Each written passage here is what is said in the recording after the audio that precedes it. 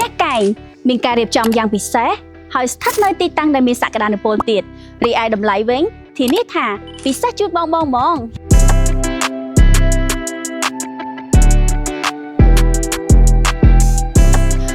ស្ដាប់មិនខុសទេនៅខាងក្រោយនេះខ្ញុំនេះគឺជាវិឡាភ្លោះកែងនៅក្នុងគម្រោងបរិយាហេង City ដែលស្ថិតនៅក្នុងតំបន់ព្រែកលៀបបងធ្វើដំណើរត្រឹមតែ6នាទីពីស្ពានចូលចង្វានៅចន្លោះស្ពានទី1និងទី2បងផ្ទះនេះមិនត្រឹមតែជាផ្ទះកែងប៉ុណ្ណោះទេតែមានការរៀបចំយ៉ាងពិសេសឲ្យលើសពីផ្ទះវិឡាភ្លោះធម្មតាទ្វាររបងរចនាដោយពាក្យ VIP យ៉ាងប្រណិតរីឯទីធ្លាខាងមុខផ្ទះនេះវិញធំទូលាយអាចចតរថយន្តបានរហូតដល់2គ្រឿងចំពោះជាន់ខាងលើនេះវិញគឺមានដំបូលវ៉េរ៉ង់ដា